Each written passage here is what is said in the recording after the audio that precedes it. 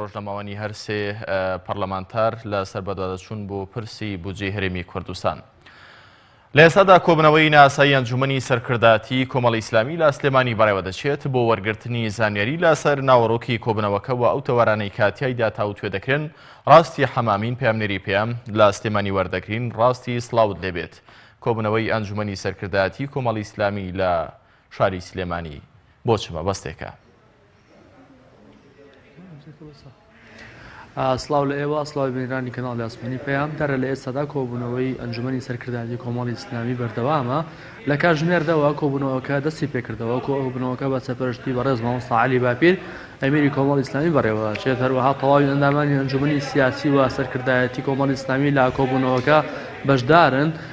کۆبوونەوەکە دوای ئەوە دێت کە دوێنێ مامۆستا عەلی باپیر ئەمیری کۆمەڵی ئیسلامی لە کۆنفرانسێکی ڕۆژنامەوانیدا لە دوای کتاب بۆ ڕۆژنامە نووسان ڕایگەیاند کە کۆمەڵی ئیسلامی بەشداری لە کابینەی نوێمی حکوومەتی هەرێم ناکات و ئەمڕۆ دیارە تەواوکاری ئەو کۆبوونەوە ئەبێت و تەواوکاری ئەو بابەتە ئەبێت و ڕەوشی سیاسی هەرێمی کوردستان و ناوچەکە و عێراق گفتوگۆی لەبارەوە ئەکرێت. هەروەها ڕەوشی دۆخی هەرێمی ئەم ناوچەیە ڕۆژوڵاتی ناوەڕاستیش گفتوگۆی لەبارەوە ئەکرێت.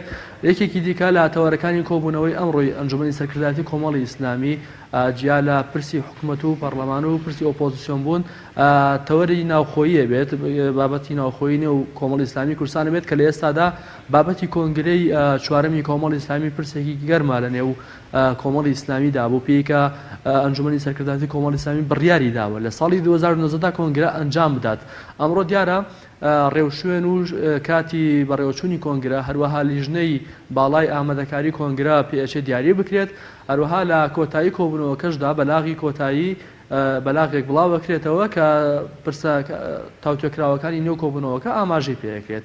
ئەوەی جێگەی باسە ئەمڕۆ تەواوی ئەندامانی ئەنجومەنی سەرکردایەتی کۆمەڵی ئیسلامی لێرە ئامادەن و پێچێت لەسەر پرسی بەشداریکردن لە حکوومەتوانە بە شێوەیەکی ڕسمی دوایەوەی کە بەڕێز مامۆستا عەلی باپیر ڕایگەیاند کە کۆمەڵی ئیسلامی بەشداری حکوومەت ناکات پێچێت بە شێوەیەکی ڕسمیتر و لە بەیاننامەی ئەنجومەنی سەرکردایەتی کۆمەڵی ئیسلامی ئاماژەی پێ بکرێت ئایا لەوەی کە کۆمەڵی ئیسلامی هەڵوێستی چۆن بێت لەسەر دوایین گفتوگۆکانی پێکهێنانی حکوومەت هەروەها لەسەر ڕەوشی سیاسی هەرێمی کوردستان هەروەها لەسەر ڕەوشی بەغدا و لەسەر پرسە ناوخۆیەکانی نێو کۆمەڵی ئیسلامی. ئەمە زانیاریەکەی لە ئێمە. بەڵێ سپاس بۆ ڕاستی حەمامین پێامنێری پێیان لە شاری سلێمانیەوە.